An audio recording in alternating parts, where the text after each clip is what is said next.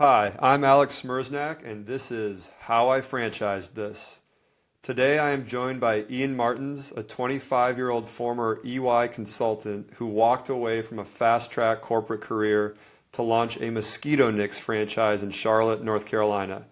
We talk about what it's like to go from audit decks to yard signs, the emotional roller coaster of the first few months, and why betting on yourself, especially when you're young, might be the best move you ever make. If you're thinking about making the leap into business ownership, head to franzi.com. We'll help you find the right franchise and guide you through the process. Let's get into it. So real quick, let's start with a T-ball question. Where are you from originally, and which brand are you working with? Yeah, so originally I'm from the Washington, D.C. area. Grew up in Northern Virginia, came down south for college in Greenville, South Carolina at Furman University. And then Furman? job, Say Furman? yep, Furman. Nice. Yeah. And then from there, jobs led me to Charlotte post grad, and I've been here for about 3 years now. And within the last few months, we just started MosquitoNix in Charlotte, and yeah, that's been a lot. It's been very exciting, a lot of fun, and it's definitely an emerging brand. It's coming on strong, and um, kind of getting around the southeast, and it's been exciting to be a part of that growth. I'm excited to dig into that more, but let's start with the background and origin. What were you doing before franchising? Yeah, so before franchising, I was at Ernst& Young in IT audit, and so we would audit companies' technology platforms and their controls around their systems and what they had set up there. And so that was a cool place to start coming out of college. It was an industry I was very unfamiliar with, and but wanted to get into consulting more broadly, and thought that would be good for my skill set and learning and developing a lot of skills. And it did that. I felt confident about that. And my time there was well spent and well used, and kind of got to the point 2.5 years in where I was ready to move on and do something else, and wasn't sure what that was, and that's what led me to the franchise space. So how did you go from IT consulting into deciding you wanted to get involved in franchising? Yeah. So it more found me, to sound a little cliche than me finding it. So I wasn't necessarily looking at franchising. I even kind of maybe had a negative view on franchises a little bit, and so it wasn't something I was really looking for. And it was more got connected with people who were starting the MosquitoNix in Charlotte franchise, and they needed to find someone who's willing to put in some sweat equity and partner with them to really bring it to people and do marketing, do installs, work in the business, and get it started off the ground. And so more so found them versus finding franchising. And I've since gotten more familiar with the franchising, how it works, and really a fan of it. So what was when that group reached out to you, would you say that was when you first really started thinking seriously about business ownership, franchising, and kind of, popped up? Or had you already, throughout high school, throughout college, throughout the first few years at EY, thought like someday I want to own my own business? It was definitely the latter. It was something that I was involved with the entrepreneurship organization at Furman, um, and even throughout my time at EY and coming into the professional world, it was always trying to develop the skills to one day want to be a business owner. And so figuring out how to do that, what skills do I need to develop, what do I need to work on, and so business ownership has always been the goal for me. It happened even a little bit quicker than I was expecting, which is awesome, and I'm glad in retrospect it worked out that way. But yeah, it was always that's what I wanted to do. I knew that's what I wanted to do long term, and not just didn't know that franchising was going to be the avenue for that. So yeah. That's awesome. So you got reached out to by this group. It was kind of like you said, they found you, and then versus you finding franchising. hmm Walk us through some of that? Like, how was it just you were really good at networking? What was it that led to you coming across MosquitoNix in this group in the first place? Yeah. Yeah, I think networking has been a theme throughout my career so far. Um, yeah, it's just been a theme through how I've found success. I love hanging out with people. I love people, and so getting lunch with people, breakfast, whatever that may look like. That's always I love doing that, and so you never know what opportunities are going to come your way. And so putting yourself out there and just being, you don't even have to be good at it, just being decent and just be willing to put yourself out there in a networking context is going to pay off dividends in the future. And so more than anything, it was just, I loved hanging out with people. And this group was through a friend that I had at EY actually. And so yeah, part networking. I don't even want to claim that I'm good at networking, but it's something that I enjoy doing. And so I think that's been kind of a theme throughout my career of even EY. And now this has been a lot of networking. People have told me it's like putting yourself around the hoop is like Yeah. 90% of it, right? It's like as long as you're around the basket. Yep. And such a cool thing that you were, right place, putting yourself out there. Was there anything as you started having preliminary conversations that you were, very clear on this is a good fit? And was there anything that, hey, this could be a potential pause? Not necessarily on the group you might work with, but it's also very fair. Sometimes the wrong co-founders can make the wrong or right co-founders make all the difference. But I guess what were the things that said this is it, this is 100% a right fit for me? And was there anything that gave you pause, any fear or any uncertainty that you had? Yeah. So I think taking a step back, what interests me about MosquitoNix originally was home services, which is blowing up right now and just a super awesome industry to be in, but the customer service, specifically the customer service aspect of home service. And that's what I loved about my time at EY, was working with the clients and being client facing. That's what I enjoyed most about it. Even just the chit chat before meetings or whatever that may look like, that's what I enjoyed the most. And so I saw this as an opportunity more than killing mosquitoes, was first and foremost to be customer facing and to work with customers and have great customer service as a company and focus on that. And so MosquitoNix in a lot of ways was the avenue or the means to be able to do that, of what I felt like I really enjoy and what I wanted to do with my career. And so that was initially what got me interested in MosquitoNix, was the ability to do customer service. I worked at Chick-fil-A growing up as well, and so that's a huge focus, right? And so that, even thinking all the way back then, that's what made me love customer service, was working at Chick-fil-A. So Thank you. yeah, my pleasure. There we go. I wanted to see if the muscle memory was there. I try to bring that, I try to bring that to MosquitoNix now, of like, it's a stereotypical Chick-fil-A thing, right? Which is awesome. But like what can be our thing at MosquitoNix Charlotte to make the customer like more than just you're welcome?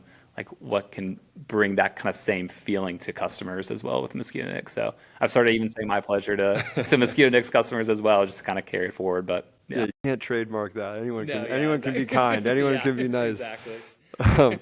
Was there a moment that you thought, all right, I'm 100% in, I'm doing this, no looking back, I'm putting my notice in at EY? And I guess describe that. Well, yeah, describe it. It was scary, very nerve wracking. You kind of have a very defined, laid out career when you're at a place like EY or any of those big firms. It's 2 years you get promoted senior, 3 years manager, and kind of for the most part it's fairly defined. And so leaving that was certainly nerve wracking and scary. But I think I love MosquitoNix as a business model. I love the people that I was going to be able to work with. The group that we had to bring this to Charlotte is just a great group, and just felt really confident that together we were going to be successful.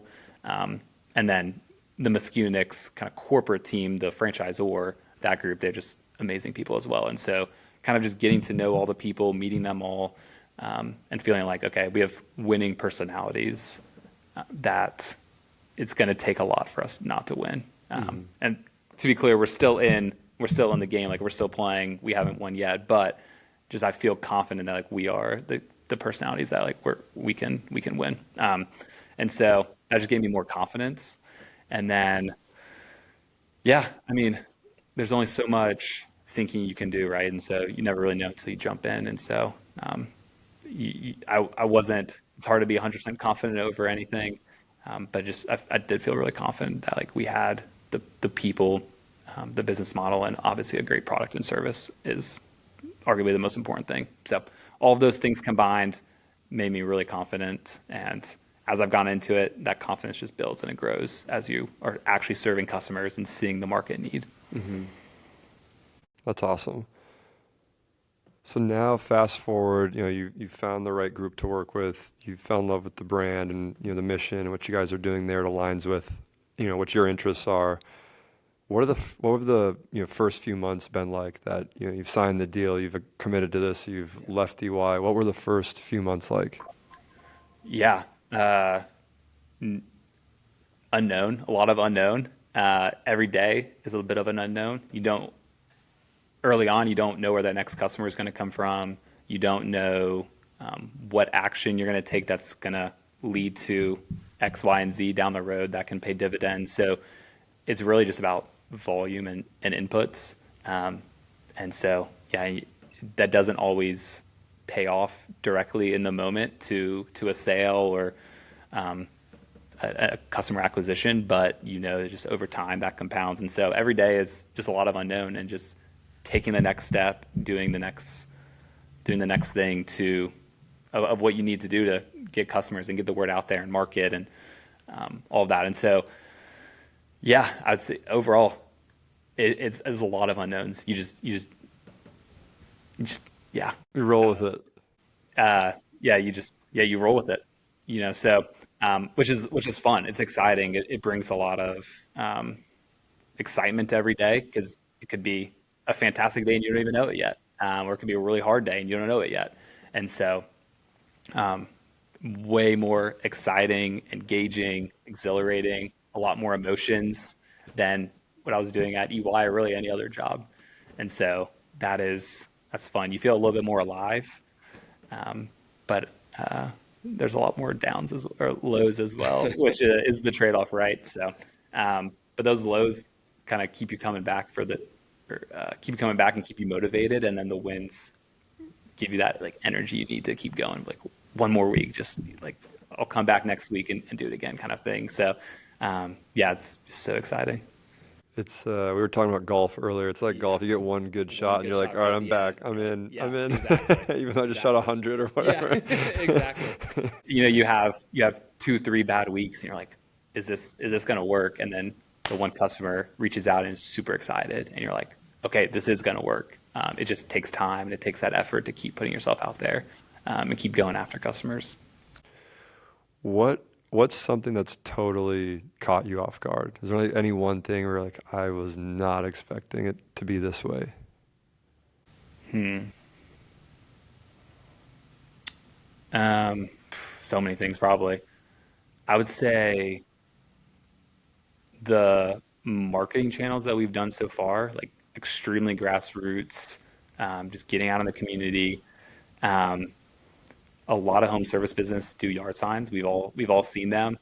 I've personally never once called a yard sign that I've seen, but people do it, and so that's been a huge marketing strategy for us is getting that brand recognition out there. So, I mean, our marketing plan and strategy is have the van driving around a lot, have the yard signs that kind of same color, same branding look, and just do a lot of volume of it, and just get the brand and the word out there. Everyone recognizes the Terminix vehicles or To You Laundry. Like we see those and they're huge branding pieces. And so on a much smaller scale, how are we able to do that where people are seeing us over and over again? And so, to answer your question, what surprised me was that people call yard signs. I didn't even believe it. I was doing it, but I didn't believe it, and it works. And we've acquired plenty of customers that way, and that's exciting because post a lot of trade shows and home shows, you're like, how are customers hearing about us? Yeah. How are they going to find us? How are they going to see us?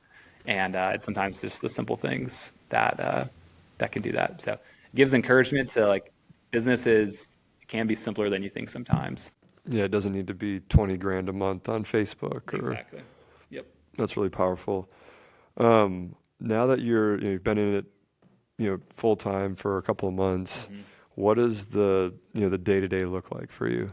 It sounds like it's varied, right? Like some days you don't Oh know it's yeah. going to be a good day, and other days you don't know it's going to be a bad Yeah. day. But if you had to kind of average it out, what does the typical day look like? Yeah. So typical day looks like, yeah, very different, but doing whatever I need to do to get the word out there. So that is yard signs. That's door hangers.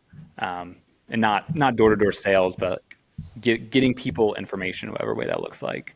Um, that is having lunches with pool builders and telling them about how our product and service will be a great addition to the beautiful pools they're building and will make their customers happier because they're not going to have mosquitoes while they're swimming in their pool. They're going to be able to actually enjoy their spaces. And so getting people on board to work with us and be good referral partners. So a lot of relationship building and networking, like I mentioned earlier, and as well as kind of direct to consumer. How are we going to do that? And that's a lot of yard signs and just getting the word out there to friends, networks, Facebook groups, whatever. God, so it's pretty varied, like you said, day to day. You don't know if it's going to be marketing, operating, hiring, meeting with partners, lunches. It really Or is. actually serving the customer. Like you have to throw that in there. That's a huge time commitment as well. And so yeah, it's every week and day is so different. How do you try to manage that? Like on a Sunday, do you sit down and say, hey, like this is what I think the week is going to look like, and I'm going to try to plan my best around this, but just be prepared for it to change? Or how do you think about getting organized? Yeah, I've been yeah constantly trying to figure out how to be more efficient with my time, and so that's something I think I need to implement better. Actually, is kind of planning it out as much as I possibly can on Sunday. So I'm being more efficient with my time because my time more and more is being pulled in different directions as we get more customers and they need to be serviced and um, still need to do marketing to get new customers. So it's my time's being pulled more and more in different directions, and so I do need to yeah, you have to be really dialed into your schedule and figure out how you're going to get everything done. And so, yeah, planning that on Sundays. I do that kind of a little bit, but I need to really lean into that and do that more for sure. Um, and yeah, I mean, I've always kind of lived and died by my calendar, and so like just putting things on the calendar and blocking off time. You know, Monday morning for 2 hours, I'm going to go out and put yard signs up. I'm going to go out and do some door hangers and meet with an HOA community. Like just time blocking for certain tasks to get done is super important. What percent of your time would you say you're working on the business versus in the business? Do you know what I mean by that? Yeah, yeah, absolutely. I would say probably almost 100% feels like in the business right now, for sure. Which obviously is not sustainable long term, but for right now, that's kind of just the reality It's of what's the needed. grind. It's what's needed exactly. So yeah, kind of in that grind stage right now of like, you have to do it, have to do everything. You have to be fulfilling your service to the customers, marketing, looking to figuring out how to expand. And so I've tried to spend some time, particularly on the weekends, thinking a little bit more strategically and trying to get above the business and work on it versus in it. But during the week, it's a lot of pretty much 100% in it. I think that's how it should be. I think a lot of franchises or businesses in general, the first 6 months, the first 12 months are really, the hardest part, I think, of Hmm. getting it off the ground. You're taking something from, if not 0 to 1, near 0 to 1. Yeah. Um, and so I applaud you for like immediately being like, that's what's needed. That's what I got to do. If Yeah. I'm hanging yard signs, if I'm doing this, I'm going to do it because that's what's required. I think that is one of the surprises sometimes people have, especially with franchising, where they think, oh, the playbook's already here, and it's just, I hit a, it's a plug and play, and I just, do a few of the things in the playbook, and I'm good to go. And I'm simplifying it, but I think a lot of people take probably for granted how much work it still is and how much you really need Yeah. to operate the business. But there is light at the end of that tunnel too. Yeah. I think, Absolutely. 6 months, 12 months out, depending on the business and the traction you get, you can hire a GM, you can hire, a teammate to help Yep. take some of that, working in the business off of your plate so that you can focus on working on it and scaling it out and starting to, tighten the screws and optimize in other areas. Absolutely. Absolutely. So it sounds like you guys are, obviously just getting out of the gate, very much in growth mode versus keeping things steady. Um, you kind of answered this earlier, but is there any one or two decisions you guys have made so far that you look back on and you're like, this really changed things for us, whether operationally, from a growth perspective, any tips, I guess, or something that you've learned that you're really glad that you did and you'd do all over again? Yeah, it's a great question. I think kind of exactly what you were saying of yeah, the mindset of being in the business and like committing to that. I think it's easy to kind of in my more strategic EY brain of being like, I need to step out and like get a bunch of get a bunch of help to, I don't love that term, um, kind of step back and get a bunch of, and have employees who can manage the day to day and do all that. And really, it's like, well, that, that doesn't even make financial sense, let alone like sense because I don't know how to do those things. So how would I teach someone else to do those things? Like I have to learn the things. And so um, being the person that's doing the volume is super important to learn, and also in the future to be like, I did that, it works, and that's the point of the franchise is someone's doing that to me. And so if we want to scale in Charlotte, then eventually I'll probably be doing that and hiring people to be a part of that mission and growth. And so being able to say like I did it as well, I think is super important.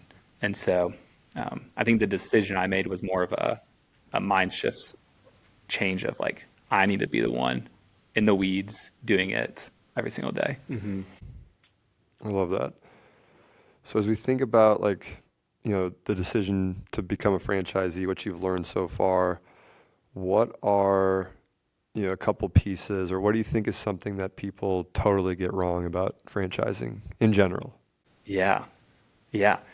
I think I'll speak about what I feel like I got wrong before I actually learned more about the space. And I think that the thought is that franchises are kind of ruining local business and ruining local economies. It's like, oh, all this money is just going to a corporate center elsewhere, and that's not true.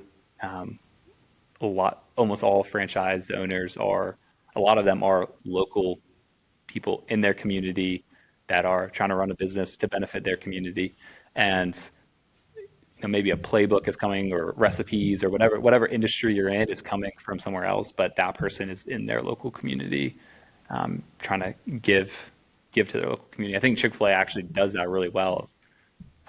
Most locations have an operator who is they're that operator for that local Chick-fil-A, and that's all they do. And they are in their community. They're serving customers alongside their team. And so I think that is the majority of franchise owners, which is super cool. And yes, it can be an investment for a lot of people for sure, but I think we underestimate how many, especially in the home service industry, how many franchisees are just local business owners.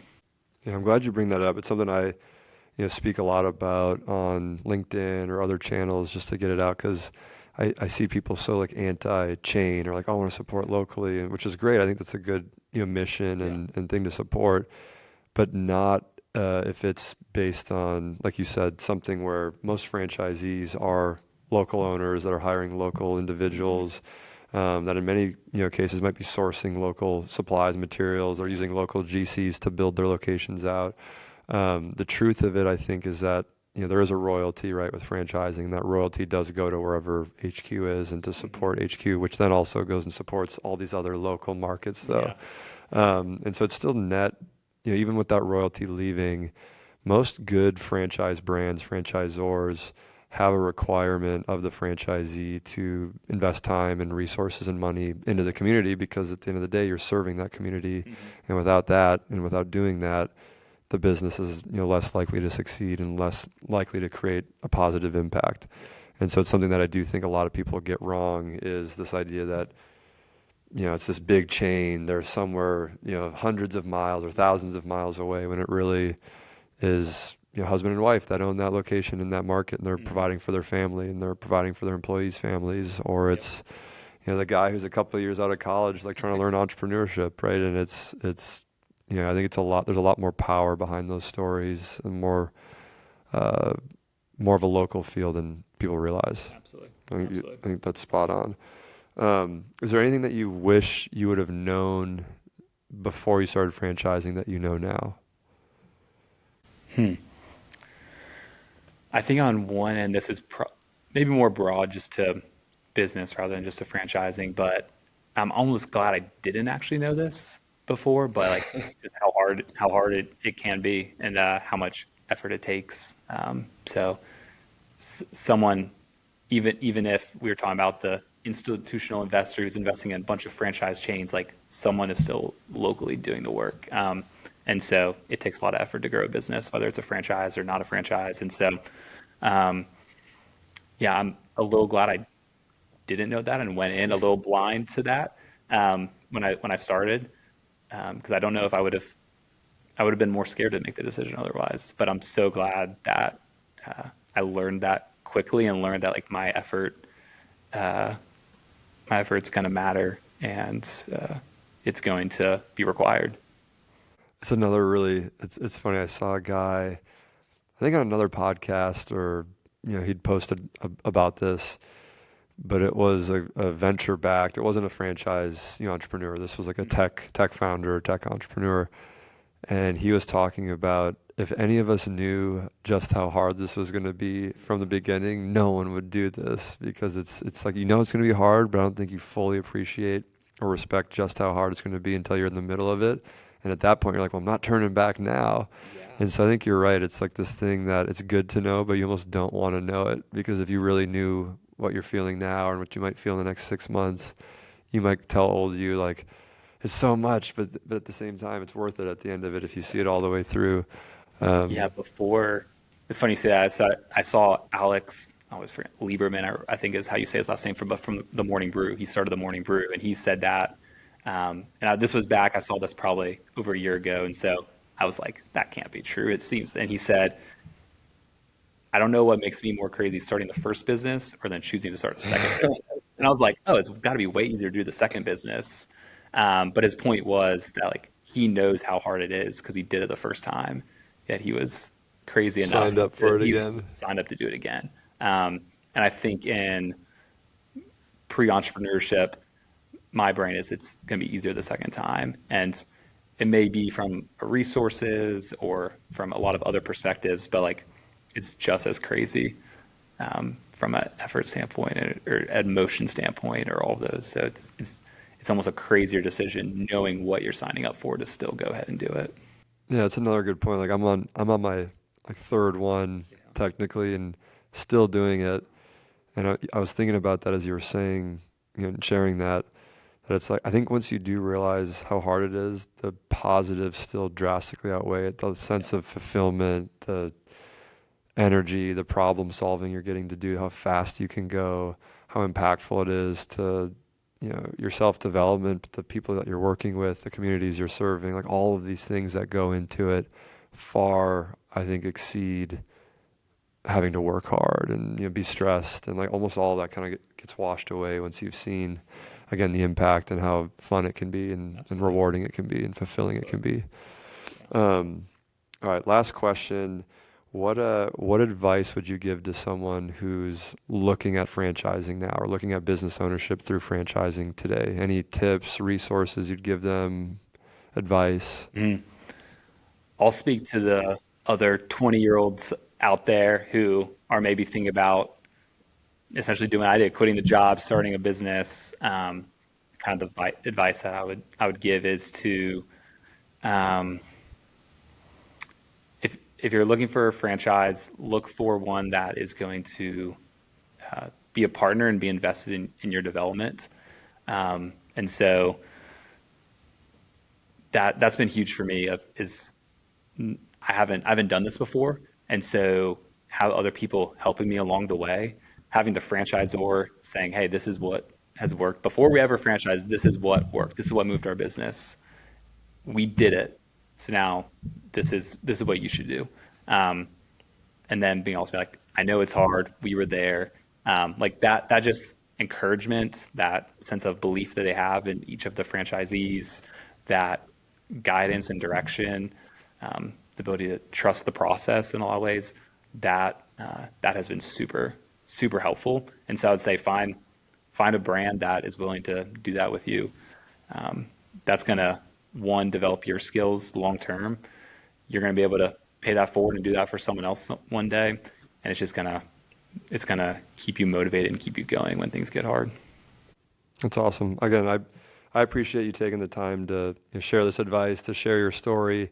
I think there's a ton of people out there that, love the idea of being an entrepreneur, love the idea of getting into business ownership, and they don't know where to start. And I think hearing stories like yours truly do inspire people to at least dig in a little bit more, do some more research, realize that it is possible. So thanks for coming on today and for bearing with us on our very first in-person podcast too, and being a bit of a guinea pig with us. Yeah, well, that's awesome. I appreciate you having me, and I love the work that Franzi's doing in terms of making it easier for people like myself to find the right business for them that is going to suit their skills and their passions. So thank you for the work you do as well, and thanks for having me on today. Of course. Well, you heard it from Ian. If you're interested in learning more about franchises or want a little help along the way, check out franzi.com. We've got 4,000 plus brands worth of data and resources to help you hone in on what the right fit is for you. Thanks again for being here, Ian, and we'll talk again soon. Absolutely. Thanks, Alex.